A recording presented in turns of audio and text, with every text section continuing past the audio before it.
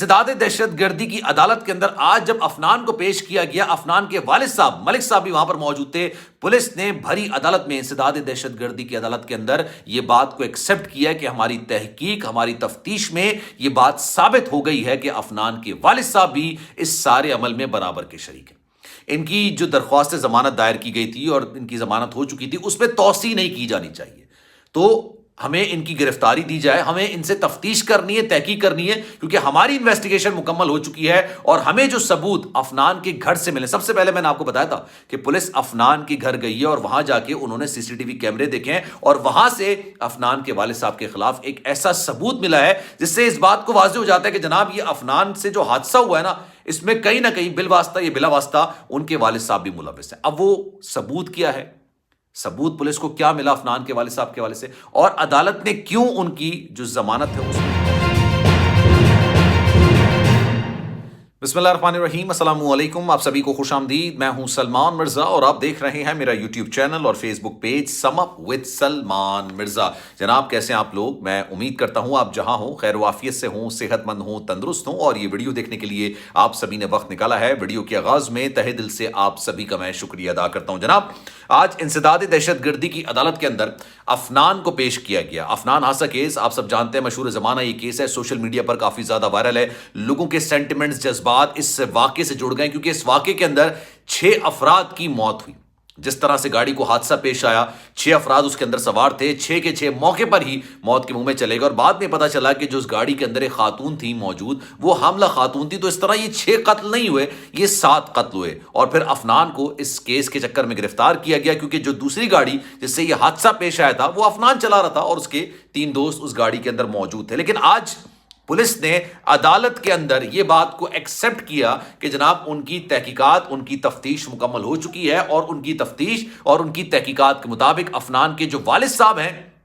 मलिक शफकत साहब, वो इस केस में बराबर के मुल्जिम हैं। इसलिए उनकी जो दरख्वास्त जमानत है उसको एक्सटेंड ना किया जाए, उसमें तौसी ना की जाए और हमें इनको गिरफ्तार करना है क्योंकि कई हकाइक हैं जो हमारे सामने आए और इससे इनके हवाले से तफ्तीश की जानी चाहिए। अब मैं आपको बताता हूं कि जनाब पुलिस को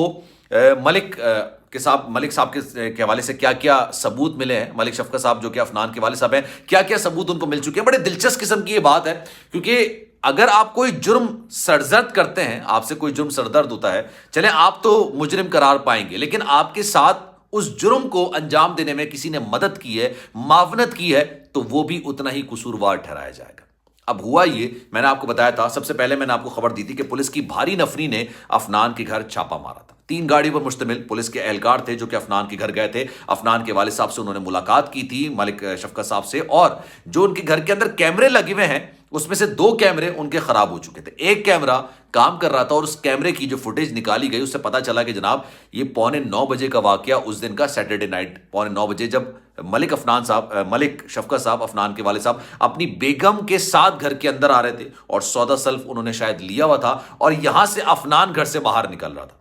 अब इन दोनों के दरमियान 15 सेकंड या तकरीबन 20 सेकंड की गुफ्तगू हुई और वो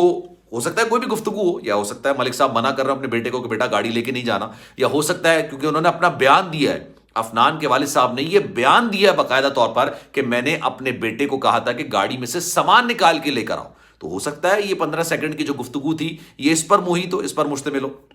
लेकिन खैर जो वीडियो के अंदर चीजें निकलकर सामने आई है, 8:15 बजे के करीब 20 सेकंड की इन दोनों के दरमियान ये गुफ्तगू हुई और उसके बाद फिर अफनान गाड़ी लेके ये जा वो जा यहां से निकल गया और गाड़ी के अंदर कोई और नहीं मौजूद था, यानी उसने अपने दोस्तों को वहां से निकलने के बाद पिकअप किया था। अब ये जो सबूत मिला है, उस सबूत में जो चीज निकलकर सामने आई कि जनाब मलिक शफकत साहब ने अपने हाथ से चाबी अफनान के हाथ में दी। अच्छा, बड़ी दिलचस्प बात मैं आपको बताऊं कि उन्होंने गाड़ी से सामान निकालने को कहा ना, तो इसका मतलब है कि अफनान ने गाड़ी से सामान नहीं निकाला और वो गाड़ी लेके चला गया, तो वो सामान गाड़ी के अंदर होना चाहिए था। पुलिस ने अपनी तहकीकात के अंदर ये बात को वाज़ेह मेंशन किया है कि जनाब जब पुलिस ने उस गाड़ी को पकड़ा था हादसे के बाद, तब ये पता चला कि गाड़ी के अंदर कोई सामान मौजूद नहीं था। सौदा सल्फ का, घर का, किचन का, जो भी सामान लेकर आए हो, अफनान के वालिद साहब अपनी बेगम के हमरा आधा सामान लेकर आ गए थे और आधा सामान उन्होंने कहा था ना कि यार मैंने अपने बच्चे को कहा था कि सामान गाड़ी से निकाल के लाओ। बेसिकली जो सीसीटीवी वीडियो निकल कर आई है, उस वीडियो के अंदर मलिक शफकत साहब अपने हाथ से चाबी अफनान के हवाले कर रहे हैं। जब पुलिस ने ये कहा कि आपने तो अपनी मर्जी से दी है, آپ نے اپنی منشا سے دی ہے، اپنی خواہش کے مطابق دی ہے، آپ ایسا نہیں کہہ سکتے کہ بھائی آپ کو نہیں پتا اور پیچھے سے وہ گاڑی لے کے چلا گیا۔ تو انہوں نے پھر یہ بیان دیا کہ میں نے افنان کو یہ بات بولی تھی کہ گاڑی میں سے سامان لے کر آ کر۔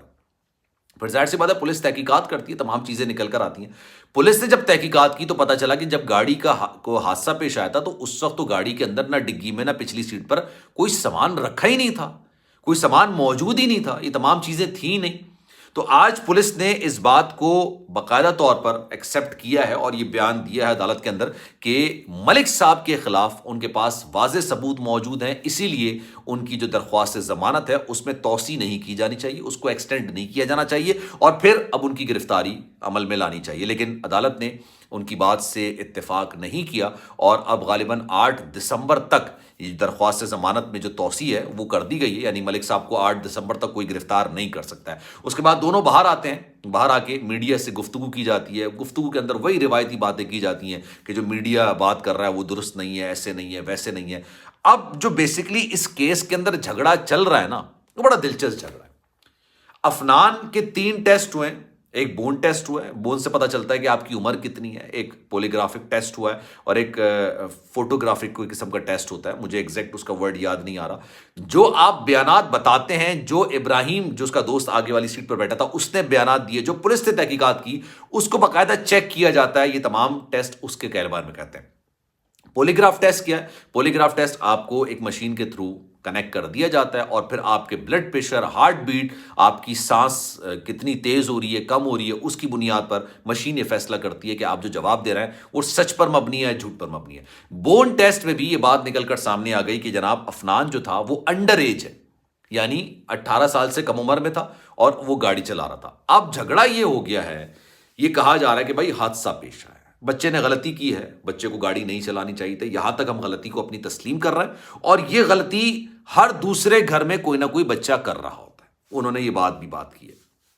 اس بات کو بھی مینشن کیا ہے ملک صاحب نے کہ بھائی ہر دوسرے گھر کے اندر کوئی نہ کوئی بچہ یہ غلطی کر رہا ہوتا ہے، لیکن ہم اس کو جسٹیفائی نہیں کر رہے۔ لیکن جو بیان دیا جا رہا ہے کہ جان بوجھ کر گاڑی کو حادثہ کیا، جان بوجھ کر ان لوگوں کو مارا، جس میں 302 لگی ہے، جس میں انسداد دہشت گردی کی دفعات لگ گئی ہیں، دہشت گردی کی دفعات لگ گئی ہیں، یہ تمام چیزوں کو ختم کیا جانا چاہیے۔ پھر آج جو ملک صاحب کے وکیل ہیں انہوں نے کہا کہ رفاقت صاحب نے جو فیملی کے سربراہ انہوں نے بیان دیا تھا کہ اس واقعے کے تھوڑی دیر بعد ملک صاحب اپنے کسی دوست کے ساتھ یا اپنے کسی رشتہ دار کے ساتھ موقع پر پہنچے تو اس کا مطلب ہے کہ وہ موقع پر تو تھے ہی نہیں، تو پھر ان کی گرفتاری کا جواز بنتا نہیں ہے۔ اور بچے کے بارے میں کہا جا رہا ہے کہ جب وہ انڈر ایج تھا تو بھائی اس پر قانون اس طرح سے لاگو نہیں ہوتا جس طرح سے ایک میچور انسان پر، ایک بالغ انسان پر لاگو ہوتا ہے، تو 2.5 سے 3 سال کی سزا ہو سکتی ہے۔ اب لیٹس سی جناب آگے آنے والے وقتوں میں اس کیس میں کیا چیزیں اپڈیٹ نکل کر سامنے آتی ہیں، لیکن اس بارے میں آپ کی رائے کیا ہے میں چاہوں گا کہ کامنٹ سیکشن میں اپنی رائے کا اظہار ضرور کیجیے گا۔ سلمان مرزا کو دیجیے اجازت، زندگی رہی، صحت رہی، آپ کی دعائیں رہیں تو انشاءاللہ آپ سے پھر ملاقات ہوگی۔ خیال رکھیے گا اپنا، اللہ حافظ۔